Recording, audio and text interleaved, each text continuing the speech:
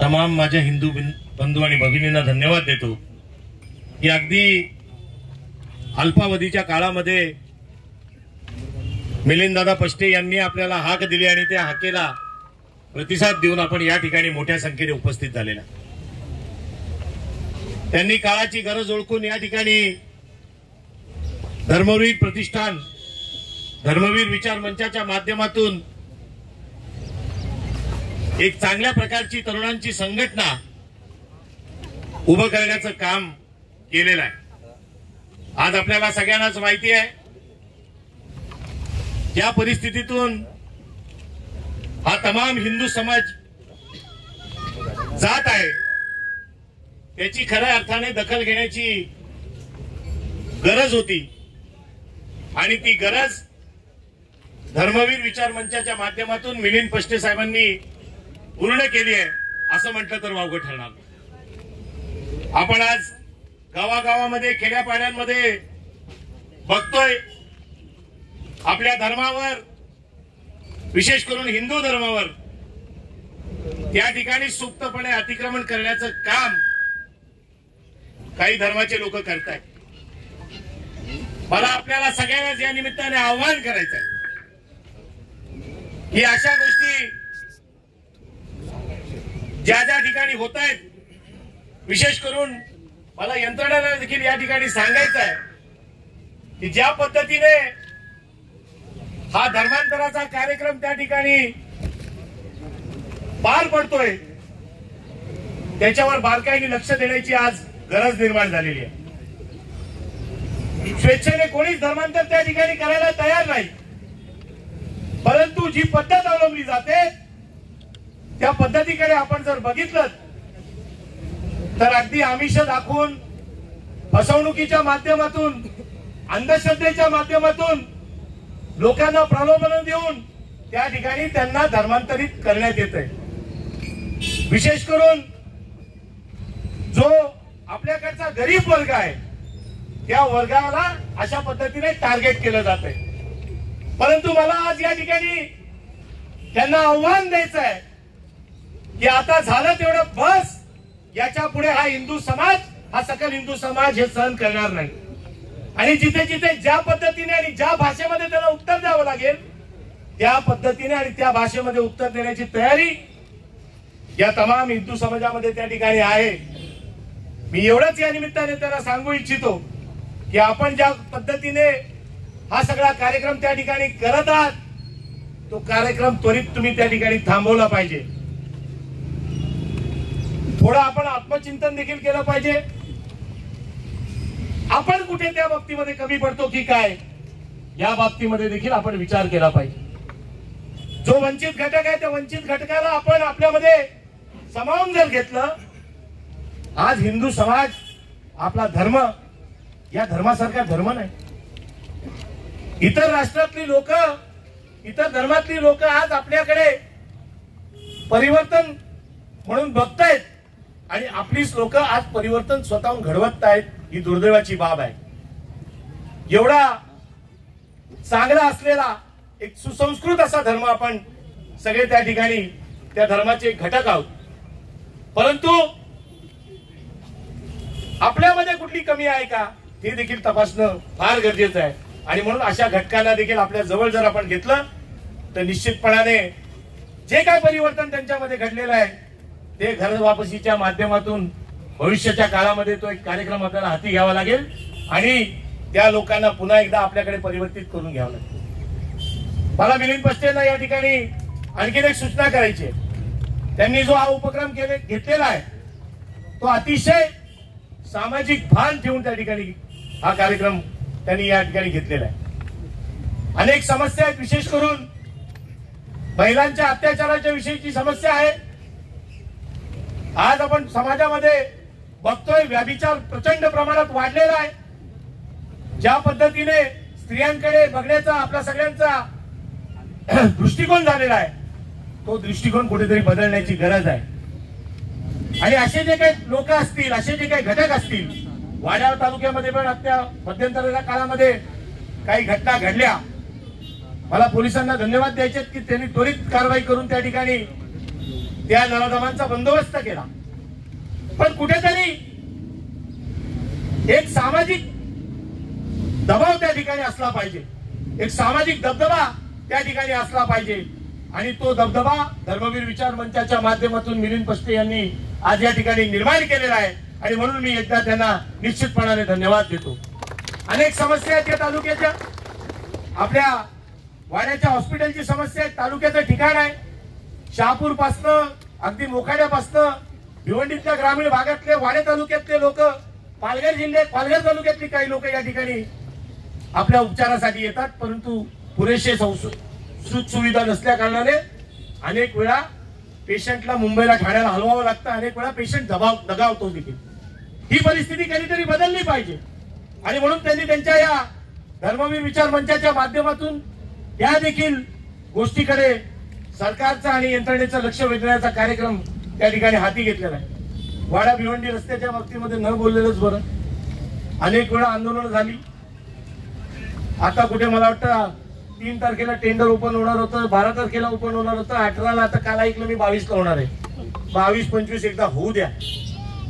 वाडे तालुक्यातल्या लोकांना जी गैरसोय होते इथनं ठाण्याला जायला, भिवंडीला जायला, एवढी दयनीय अवस्था मला नाही वाटत महाराष्ट्रामध्ये दुसऱ्या कुठल्या तालुक्यातल्या लोकांची असेल. अतिशय दुर्दैवी अवस्था आहे. बंटी पाटलांच्या माध्यमातून आम्ही 2-3 वेळा त्या ठिकाणी कुरुस नाक्यावर आंदोलन देखील केली आणि त्याचाच भाग म्हणून सरकारच्या माध्यमातून लवकरात लवकर हा रस्ता व्हावा याच्यासाठी त्या ठिकाणी प्रयत्न देखील झाले आणि तो रस्ता लवकरच होईल अशा प्रकारची आशा या निमित्ताने मी बाळगतो.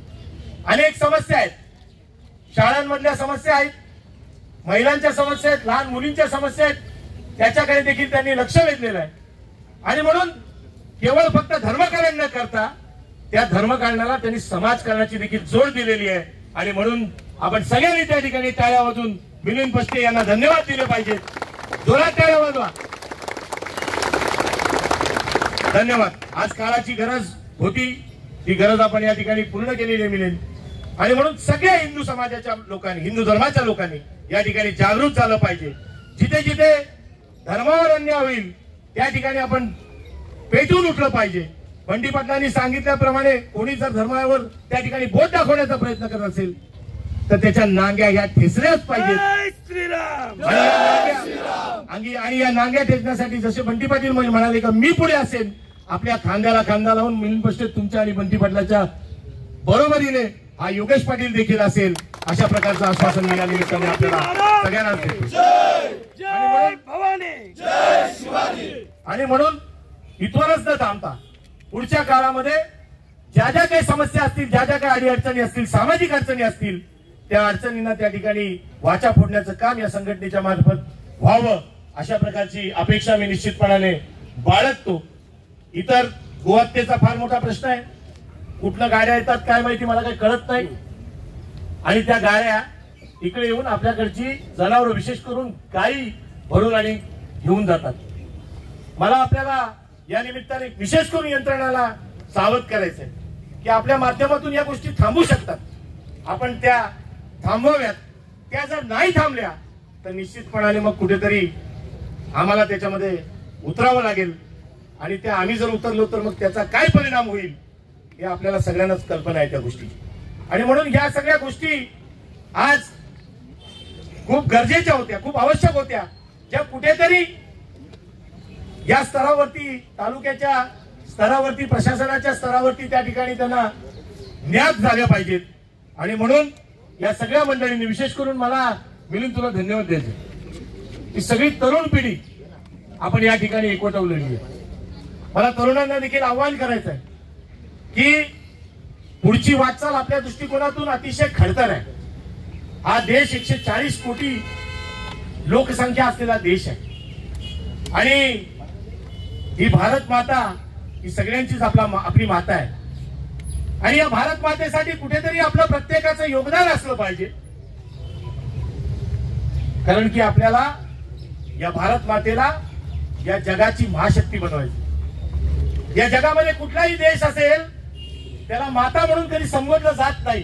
फक्त हा भारत एकमेव असा देश आहे ज्याला आपण माता संबोधतो. तर आपण प्रत्येकाने हिमालयाद्वारे या मातेच्या मातीसाठी कुठेतरी स्वतःला आपण कॉन्ट्रीब्यूट केलं पाहिजे, कुठल्या ना कुठल्या माध्यमातून, ते कुठलंही माध्यम असेल त्याच्या माध्यमातून आपण या भारत मातेसाठी आपलं योगदान द्यावं. तरुण पिढी अलीकडच्या काळामध्ये व्यसनाधीनतेकडे वळत आहे. ही व्यसनाधीनता कमी झाली पाहिजे, त्याच्यासाठी देखील जनजागृती केली पाहिजे. या व्यसनाधीनतेमुळे अनेक संसार उद्ध्वस्त होतात, अनेक कुटुंब उद्ध्वस्त होतात.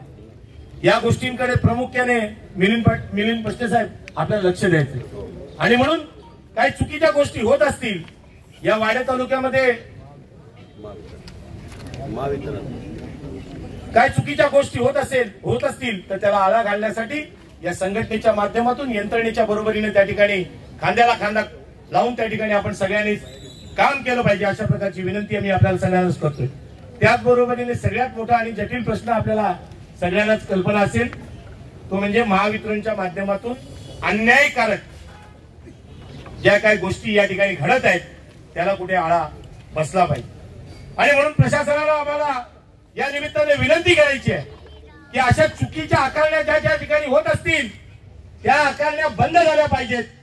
अन्यथा खास करून या महावितरणाच्या विरुद्ध एक स्पेशल आपल्याला मोर्चा त्या ठिकाणी आयोजित करावा लागेल, जेणेकरून त्यांचे अधिकारी ठिकाणावर येतील.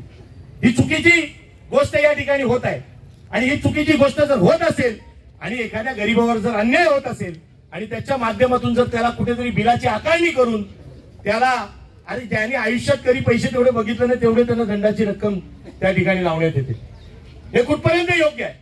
हे असं कुठे होत असेल तर ते थांबलं पाहिजे. आणि म्हणून याच्या पुढच्या काळामध्ये हे जर थांबलं नाही तर हा सगळा जो जमाव आहे याच्यापेक्षा 4 पट जमाव हा महावितरणच्या त्या ठिकाणी विरुद्ध हा मोर्चामध्ये सहभागी झाल्याशिवाय राहणार नाही. मला विशेष करून माझ्या या भगिनींना देखील धन्यवाद द्यायचे का अशा प्रकारचा मोर्चा वगैरे असला तर सहजी ते सहभागी होत नाही, पण ते आज या निमित्ताने या ठिकाणी सहभागी झालेले. त्यांना देखील धन्यवाद द्यायचं. एवढीशी मुलगी होती, तिचं नाव काय मला लक्षात नाही आता, पण तिने अतिशय सुंदर असं, तनुजा चौधरी, तिने अतिशय सुंदर असं मार्गदर्शन आपल्याला सगळ्यांनाच केलं. आपण सगळ्यांनी त्या ठिकाणी आपल्या हिंदू धर्मासाठी सतर्क राहिलं पाहिजे, सजग राहिलं पाहिजे. आणि हा धर्म कसा वाचवता येईल, हा धर्म कसा वाढवता येईल या दृष्टिकोनातून आपण सगळ्यांनी त्या ठिकाणी प्रयत्न केले पाहिजेत. एवढेच या निमित्ताने मी आपल्याला सगळ्यांना विनंती करतो. मी पुन्हा एकदा मिलिंद पष्टे आणि त्यांचे सगळेच सहकारी, अतिशय अल्पशा वेळेमध्ये आपण या सगळ्या गोष्टी केल्यात. मिलिंद इथं अक्षयला कोणालाही हात मारशील, आम्ही तुझ्या बरोबर खांद्याला खांदा लावून तुझ्या त्या मोहिमेमध्ये अन्याय अत्याचाराच्या विरुद्ध त्या ठिकाणी लढायला सज्ज आहोत, एवढेच या निमित्ताने सांगतो. आणि मला या ठिकाणी बोलवलं, मला 2 शब्द बोलण्याची संधी दिलीत त्याबद्दल मी आपल्या सगळ्यांना मनापासून आपले आभार व्यक्त करतो.